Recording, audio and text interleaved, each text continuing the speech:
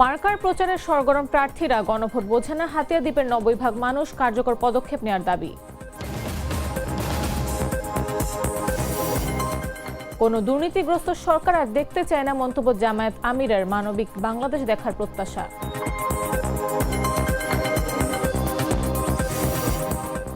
তারেক রহমান প্রধানমন্ত্রী হলে নতুন ইতিহাস সৃষ্টি হবে বলেছেন অ্যানি। গ্রামে গ্রামে মানুষের কাছে পৌঁছে যাবে নতুন দৃষ্টান্ত। নারায়ণগঞ্জে আখ চাষের নতুন ঢেউ, ৩৫০০ খরচে বিক্রি ৮,০০০, লাভের মুখ দেখছেন কৃষক।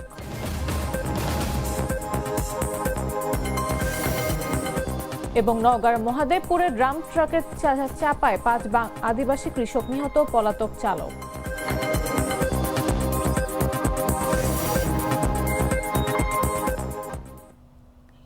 দেশজুড়ে সংবাদে সবাইকে আমন্ত্রণ। সাথে আছে আমি নাফিস আব্দুল্লাহ। তো মশলা বদলে ফেলেছি, এবার আপনিও বদলে ফেলুন। একবার প্রাণ গুঁড়া মশলা ব্যবহার করেই দেখুন। কোনো দুর্নীতিগ্রস্ত সরকার আর দেখতে চান না বলে মন্তব্য করেছেন জামায়াতের আমির ডাক্তার শফিকুর রহমান। এ সময় একটি মানবিক বাংলাদেশ দেখার প্রত্যাশা ব্যক্ত করেন তিনি। শনিবার দুপুরে কুমিল্লার ১৪গ্রাম পাইলট উচ্চ বিদ্যালয় মাঠে ১৪গ্রাম উপজেলা জামায়াত আয়োজিত নির্বাচনী জনসভায় তিনি এসব কথা বলেন। আগামী নির্বাচনকে জুলাই অভ্যুত্থানের ধারাবাহিকতা উল্লেখ করে তিনি বলেন, ২৪শে রাস্তায় জনগণ যে বিপ্লব করেছিল, এবার তারা করবে ব্যালটে। বাংলাদেশকে সরকার আসবে তা এ দেশের জনগণ নির্ধারণ করবে জানিয়ে ডাক্তার শফিকুর রহমান বলেন, বাইরের কেউ যদি নির্বাচনে প্রভাব বিস্তার করার চেষ্টা করে তবে জনগণ তাদের বিরুদ্ধে দাঁড়াবে। এ সময় জামায়াত ভোটে জিতলে সংখ্যালঘুদের শান্তিপূর্ণ জীবনযাপনে কেউ বাধাগ্রস্ত করতে পারবে না বলেও জানান তিনি।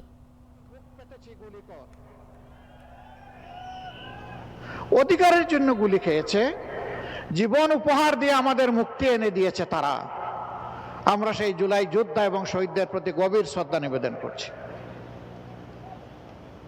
হ্যাঁ, সারা 15 বৎসর ধরে যারা লড়াই করে মজলুম হয়ে দুনিয়া থেকে বিদায় নিয়েছেন এবং নির্যাতিত হয়েছেন, তাদের সকলের প্রতি আমরা শ্রদ্ধা নিবেদন করছি। আমরা কারো অবদানকে অস্বীকার করতে চাই না। নোয়াখালী ৬ আসনে নির্বাচনী প্রচারণা এখন তুঙ্গে। হাতিয়া দ্বীপের মানুষ ভোটে আগ্রহ দেখালেও গণভোট সম্পর্কে অনেকে এখনো পুরোপুরি সচেতন নন। এই দ্বীপে ভোটের পরিবেশ যেমন সরগরম, তেমনি সাধারণ মানুষের মধ্যে গণভোট নিয়ে বিভ্রান্তি এবং প্রশ্নও কম নয়। দ্বীপবাসীর অনেকেই জানেন না কিভাবে ব্যালট দিতে হবে, কোন বিষয় হ্যাঁ বা না বলবে, কিংবা ভোটের ফল কিভাবে দেশকে প্রভাবিত করবে। স্থানীয় প্রশাসন এবং রাজনৈতিক দলের প্রচারণা থাকলেও সাধারণ মানুষকে বিষয়টি বোঝানোর জন্য যথেষ্ট কার্যকর পদক্ষেপ নেওয়া হয়নি। বিস্তারিত জাগো ডেস্ক রিপোর্টে। ভোটও জয়যুক্ত হবে, শাপলাগুলিও জয়যুক্ত হবে। নোয়াখালী ৬ আসনে নির্বাচনী তৎপরতা তুঙ্গে, কিন্তু দ্বীপবাসীর অনেকেই জানেন না কিভাবে ব্যালট মার্ক করতে হবে বা ভোটের ফল দেশের জন্য কি অর্থ বহন করছে। স্থানীয় প্রশাসন এবং রাজনৈতিক দল কিছু প্রচারণা চালাচ্ছে, তবে সাধারণ মানুষকে বিষয়টি পরিষ্কারভাবে বোঝানোর কার্যক্রম এখনো পর্যাপ্ত নয়। হাতিয়া দ্বীপের চেয়ারম্যান ঘাটের আলমের চা দোকান থেকে শুরু করে নদীপথের স্পিড বোট পর্যন্ত মানুষের কাছে একই প্রশ্ন, গণভোট কিভাবে দিতে হবে। দ্বীপের ৯০% মানুষ গণভোট সম্পর্কে কিছুই জানে না। হ্যাঁ না ভোটের সম্বন্ধে আমরা ইস্যু সম্বন্ধে কিছু জানিও না, আর আমরা শুনিও না। এখন বর্তমানে শুনতেছি গণভোট কিভাবে দেয় ওটা আমরা জানি না, নতুন করে শুনছি। আমরা গ্রাম অঞ্চলে থাকি, কেউ জানি না, তো এটা সম্বন্ধে কোনো আইডিয়া জানি। আমরা গাড়ি চালাই, তো এই কারণে আমরা অনেক সমাবেশে বা মিটিং এ অনেক মিছিলে যাচ্ছি। আমরা শুনতেছি নাকি আপনার যে গণভোট মানে আমাদের দেশকে নতুন মানে দেশকে শক্ত করা, জনগণের স্বার্থের জন্য। হাতিয়া উপজেলা নিয়ে গঠিত নোয়াখালী ৬ আসনে মোট ভোটার ৩,৩৯,১৮৬ জন। এই আসনে এবার ১০ জন প্রার্থী প্রতিদ্বন্দ্বিতা করছেন। এর মধ্যে বিএনপি, এনসিপি ও বিএনপির বিদ্রোহী প্রার্থীদের মধ্যে ত্রিমুখী লড়াই হবে বলে স্থানীয়দের অভিমত। আমরা একই সাথে আমাদের জাতীয় নির্বাচনের প্রচারণা করতেছি এবং গণভোটের প্রচারণা করতেছি। মানুষকে বলতেছি যে গণভোটে হ্যাঁ দেওয়ার জন্য, কারণ বাংলাদেশ বাঁচানোর জন্য গণভোটে হ্যাঁ দিতে হবে। এবং আমরা হাতিয়া বাঁচানোর জন্য, এই দ্বীপাঞ্চল বাঁচানোর জন্য শাপলাগুলিতে ভোট চাচ্ছি। এবং মানুষজন ইনশাল্লাহ হাতিয়াতে হাঁয়ের পক্ষেও জোয়ার রয়েছে এবং আপনার শাপলাগুলির পক্ষেও জোয়ার রয়েছে। ইনশাল্লাহ হাতিয়াতে হ্যাঁ ভোটও জয়যুক্ত হবে, শাপলাগুলিও জয়যুক্ত হবে। উপজেলা নির্বাহী কর্মকর্তা মোহাম্মদ আলাউদ্দিন জানান, প্রত্যেক বিদ্যালয় ও সরকারি দপ্তরে গণভোট সম্পর্কে সচেতনতা বৃদ্ধির প্রচারণা চলছে।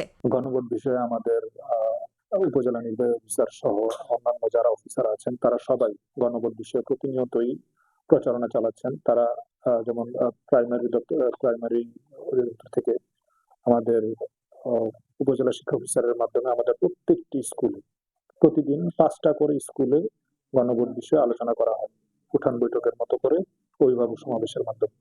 এছাড়াও আমাদের হাই স্কুল থেকে আরম্ভ করে মাদ্রাসাগুলো, এগুলো সবগুলোতেই গণভোট বিষয়ক আলোচনা হচ্ছে প্যারেন্টস মিটিং এর মাধ্যমে। নদীপথই একমাত্র চলাচলের উপায়। নদী ভাঙন ও মৌলিক চাহিদার ঘাটতি, এই সব চ্যালেঞ্জের মধ্যেও হাতিয়া দ্বীপের মানুষ ভোট দিতে উৎসাহী। তবে সচেতনতার অভাবে তাদের অনেকেই গণভোটের গুরুত্ব পুরোপুরি বুঝতে পারছেন না। নিউজ ডেস্ক, জাগো নিউজ। এদিকে দিনরাত প্রার্থীরা কর্মী সমর্থকদের নিয়ে প্রচারণায় ব্যস্ত থাকলেও একই অবস্থা গাইবান্ধায়। প্রার্থীরা সংসদ নির্বাচনের পাশাপাশি হ্যাঁ বা না ভোটের প্রচারণা চালাচ্ছেন। তবে সরকারি উদ্যোগে গণভোটের প্রচারণা ঢিমে তালে চলছে।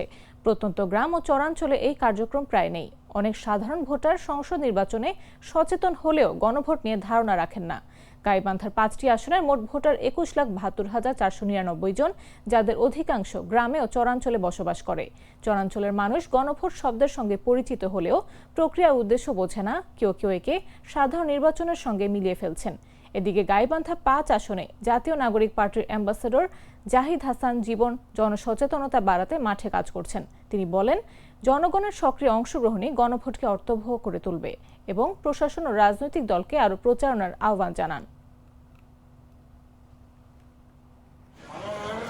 গণভোট বিষয়ে আমরা তো কিছু জানি না, এখানে কোনো মাইকিং টাইকিংও করে না, আমরা কিছু হলে গণভোট বুঝিও না, জানিও না। না, এখানে কোনো হলো শহরের লোক, এখানে কোনো মাইকিংও হয় নাই, কোনো প্রচার টোচার কত কিছু হয় না। আমরা শহরের মধ্যে থাকি। চরাঞ্চলে যারা আছে তারা তো গণভোট কি কিছুই জানে না। কাউকে কেউ প্রশাসনের লোকও বলে নাই, কোনো লোকজনও বলে নাই, মাইকিংও করে নাই। সরকারের উচিত বা প্রশাসনের উচিত চরাঞ্চলে মাইকিং দেওয়া। আমি তো কিছুই বুঝি না গণভোট কিভাবে দেয়, আবার ফির কারো মুখে শুনেও নেই। শহর এলাকার মানুষ গণভোট জানে, আমি তাহলে জানি না। গণভোট যে কাক বলে সেটা তো আমি বুঝতেই পারলাম না। এর পক্ষ থেকে কোনো ব্যানার, ফেস্টন বা এগুলা আমরা দেখিনি, বা কোনো লোকও আসেনি আমাদের মাঝে যে এরকম আগামীতে গণভোট হচ্ছে 12 তারিখে, আপনারা এভাবে হ্যাঁ এবং না ভোটের মধ্যে কি জানেন। তারেক রহমান প্রধানমন্ত্রী হলে নতুন ইতিহাস সৃষ্টি হবে বলে মন্তব্য করেছেন বিএনপির যুগ্ম মহাসচিব ও লক্ষ্মীপুর 3 আসনের ধানের শীষের প্রার্থী শহীদুদ্দিন চৌধুরিয়ানী। বলেন, প্রেসিডেন্ট জিয়া যেভাবে গণমানুষের নেতা হিসেবে গ্রামে গ্রামে ঘুরেছেন, তিনিও পিতার মতো মায়ের মতো গ্রামে গ্রামে ঘুরছেন এবং মানুষের দোরগোড়ায় যাচ্ছেন। 12 ফেব্রুয়ারি যদি আরেকজন প্রধানমন্ত্রী হন, বিশ্বের ইতিহাসে এটি বিরল নতুন ইতিহাস এবং নতুন দৃষ্টান্ত হয়ে থাকবে। শনিবার সকালে লক্ষ্মীপুর পৌরসভার 2 ও 14 নম্বর ওয়ার্ডে গণসংযোগকালে তিনি একথা বলেন। 12 তারিখে আমরা সবাই মিলে ধানের শীষে ভোট যদি দিই, ইনশাল্লাহ তারেক রহমান দেশের প্রধানমন্ত্রী হবেন। এটা আমাদের প্রত্যাশার জায়গা থেকে, এবং হবে ইনশাল্লাহ। আল্লাহ রাখুন। সারা বাংলাদেশের জরিপ বলে, মানুষের ইচ্ছা, আকাঙ্ক্ষা, প্রত্যাশার জায়গা থেকে আমরা প্রতিনিয়তই লক্ষ্য করছি ধানের শীষ এই যে 12 তারিখ, এই প্রতীক্ষিত অপেক্ষাকৃত যে নির্বাচন, অপেক্ষার যে নির্বাচন, মানুষের সঙ্গে সম্পৃক্ত হয়ে আজকে গণমানুষের দলে এমনভাবে কাজ করছে, 12 তারিখ সারাদিন ধানের শীষে ভোট দিন, ভোট দিয়েই আমরা তারেক রহমানকে দেশের প্রধানমন্ত্রী। মেহেরপুরের মুজিবনগরের দরিয়াপুর গ্রামে বিএনপির একটি নির্বাচনী অফিসের পাশ থেকে বোমা সদৃশ একটি বস্তু উদ্ধার করেছে পুলিশ। ঘটনাটি ঘিরে স্থানীয়দের মধ্যে আতঙ্ক ছড়িয়ে পড়েছে। শনিবার সকাল 11:30টার দিকে মুজিবনগর থানা পুলিশের একটি দল দারিয়াপুর বাজার এলাকায় কালীতলা পাড়ায় অবস্থিত বিএনপি ওয়ার্ড নির্বাচনী অফিসের পাশ থেকে বোমা সদৃশ বস্তু উদ্ধার করে। বিষয়টি নিশ্চিত করেছেন মুজিবনগর থানার ভারপ্রাপ্ত কর্মকর্তা জাহিদুল ইসলাম। পুলিশ জানায়, সকালে বাজার এলাকায় চলাচলরত কয়েকজন পথচারী নির্বাচনী অফিসের পাশে একটি সন্দেহজনক বস্তু পড়ে থাকতে দেখে আতঙ্কিত হয়ে পড়েন। তারা ধারণা করেন বস্তুটি বোমা হতে পারে। পরে দ্রুত মুজিবনগর থানায় খবর দিলে পুলিশ ঘটনাস্থলে পৌঁছে এলাকা ঘিরে ফেলে এবং নিরাপত্তা নিশ্চিত করে বস্তুটি উদ্ধার করে থানায় নিয়ে যায়। ওসি জাহিদুল ইসলাম জানান, উদ্ধারকৃত বস্তুটি প্রাথমিকভাবে বোমা সদৃশ মনে হলেও এটি প্রকৃত বোমা কিনা তা পরীক্ষা নিরীক্ষার পর নিশ্চিত হওয়া যাবে।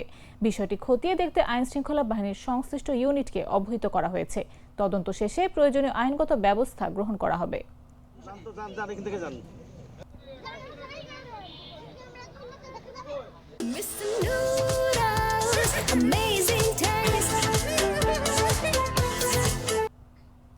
নারায়ণগঞ্জের ২৫০০ ও রূপগঞ্জে আখ চাষের নতুন ঢেউ। আখ চাষের সঙ্গে জড়িত কৃষকরা এবার লাভের মুখ দেখছেন। আখের চারা রোপণ থেকে প্রতি মণ গুড় তৈরি করতে খরচ হচ্ছে ৩৫০০ টাকা, আর বিক্রি হচ্ছে ৮০০০ টাকায়। ২৫০০-এর গোপনদি, মনোহরদি, ফজুরকান্দি, বড় ও ছোট বিনাইচর আখ চাষ করছেন স্থানীয় কৃষকেরা। রূপগঞ্জের জাঙ্গির, দাউদপুর, ভোলাবো, হাটাবো এলাকায়ও আখ চাষ হচ্ছে। তবে কিছু শ্রমিক কৃষক বলছেন, শিল্পায়নের কারণে কৃষি জমি কমে যাওয়ায় ভবিষ্যতে আখ চাষ হ্রাস পেতে পারে। তবুও তারা বলেন, আখ চাষে উন্নত মানের গুড় তৈরি হচ্ছে, ভেজালের কোনো সুযোগ নেই। রূপগঞ্জ ২৫০০ উপজেলা কৃষি কর্মকর্তারা জানিয়েছেন, আখ চাষে বিঘা প্রতি খরচ ৫০ থেকে ৬০ টাকা হলেও বিক্রি হয়ে যায় ১ থেকে ১.৫ লাখ টাকায়। মিশ্র পদ্ধতিতে অন্যান্য সবজি চাষ করেও কৃষকরা লাভবান হচ্ছেন। রূপগঞ্জ ২৫০০-এ মোট ১৩৬ হেক্টর জমিতে আখ চাষ করা হয়েছে। কৃষকেরা ঐতিহ্য রক্ষার পাশাপাশি লাভের মুখ দেখছেন। ১১ মাস বা ১২ মাসের ভিতরে আমরা খেতে লয়ে লাই। লওয়ার পরে আমাদের এই ক্ষেতের ভিতরে ইনশাল্লাহ এক একজনের এক এক রকমের হয়, একটু বেশি হয়, একটু কমও হয়। এর মধ্যে ৬০০-৭০০ কেজি হয়। তো ৬০০-৭০০ কেজি হইলে আমরা খরচাটা গিয়া পড়ায় গিয়া ২০,০০০ টাকার মতো খরচা হয়। ২০,০০০ টাকা খরচ হইলে আমরা ইনশাল্লাহ লাভবান। আমরা এটা লাভবান বলতে পরে আবার এতে মুড়ি দেওয়া হয়, আবার যে পুঁই জ্বালায় হয় সেটা রাখে দিলে আবার এই গুঁড়ি হয়। আমরা ২বার বা ৩বার রাখতে পারি। প্রথম লাগাইলে খরচটা বেশি হয়, দ্বিতীয়বার লাগাইলে খরচটা দ্বিতীয়বার কম হয়। ডান কফি ক্যান্ডি, কররা কফি, কঠিন স্বাদে হাইকে বলো বাই। নওগাঁর মহাদেবপুরে ডাম্প ট্রাকের চাপায় ব্যাটারি চালিত ভ্যানের যাত্রী ৫ আদিবাসী কৃষক নিহত হয়েছেন। শনিবার ভোর ৪:৩০টায় উপজেলার মহাদেবপুর পত্নীতলা আঞ্চলিক সড়কের শিবপুর পাটকাঠি এলাকায় এ দুর্ঘটনা ঘটে। থানা পুলিশ ও হাসপাতাল সূত্রে জানা যায়, ভোরে নিজেদের জমিতে উৎপাদিত হলুদ বিক্রি করতে নূরপুর থেকে ব্যাটারি চালিত ভ্যানে মহাদেবপুর হাটের উদ্দেশ্যে যাচ্ছিলেন ৫ আদিবাসী কৃষক। পথে ভ্যানটি পাটকাঠি এলাকায় পৌঁছালে দ্রুত গতিতে আসা একটি ডাম্প ট্রাক তাদের চাপা দেয়। তাৎক্ষণিক ঘটনাস্থলে পৌঁছে মৃত অবস্থায় ৪ জন এবং আশঙ্কাজনক অবস্থায় ১ জনকে উদ্ধার করে স্থানীয় স্বাস্থ্য কমপ্লেক্সে পাঠায় ফায়ার সার্ভিস। মহাদেবপুর উপজেলা স্বাস্থ্য কমপ্লেক্সের আবাসিক চিকিৎসা কর্মকর্তা ইমরুল কায়েস জানান, ফায়ার সার্ভিস ২ দফায় ৫ জনকে উদ্ধার করে হাসপাতালে এনেছিল। তাদের মধ্যে ৪ জন আগেই মারা গেছেন। এছাড়াও ১ জনকে আশঙ্কাজনক অবস্থায় রাজশাহী মেডিকেল কলেজ হাসপাতালে রেফার করা হয়েছিল। তবে এর কিছুক্ষণ পরই তিনি মারা যান। মহাদেবপুর থানার উপপরিদর্শক মনোয়ারুল ইসলাম বলেন, দুর্ঘটনার খবর পাওয়ার পর তাৎক্ষণিক ঘটনাস্থল পরিদর্শন করা হয়েছে। দুর্ঘটনার পর ঘাতক ট্রাকটি সড়কের পাশের একটি খালে ফেলে রেখে চালক ও হেলপার পালিয়ে গেছেন। এই বিষয়ে আইনগত ব্যবস্থা গ্রহণের প্রক্রিয়া চলমান রয়েছে।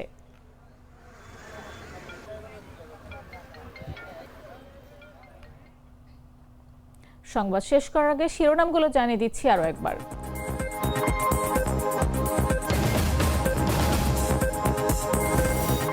মার্কার প্রচারের সরগরম প্রার্থীরা গণভোট বোঝে না, হাতিয়া দ্বীপের ৯০% মানুষ কার্যকর পদক্ষেপ নেওয়ার দাবি।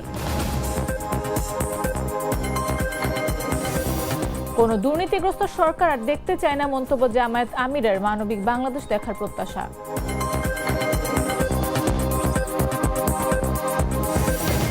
তারেক রহমান প্রধানমন্ত্রী হলে নতুন ইতিহাস সৃষ্টি হবে বলেছেন অ্যানি। গ্রামে গ্রামে মানুষের কাছে পৌঁছে যাবে নতুন দৃষ্টান্ত। নারায়ণগঞ্জে আখ চাষের নতুন ঢেউ, ৩৫০০ খরচে বিক্রি ৮০০০, লাভের মুখ দেখছেন কৃষক।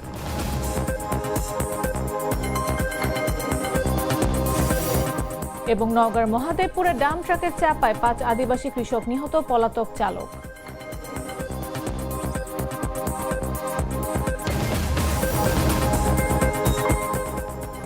দর্শক, এই ছিল এখনকার মতো। এরপর দেখবেন সন্ধ্যা ৭টা নিউজ। প্রতি মুহূর্তে সর্বশেষ খবর পেতে ভিজিট করুন jagonews24.com, ফলো করুন আমাদের ভেরিফাইড ফেসবুক পেজ এবং সাবস্ক্রাইব করুন জাগো নিউজের ইউটিউব চ্যানেল। এতক্ষণ সাথে থাকার জন্য ধন্যবাদ সবাইকে।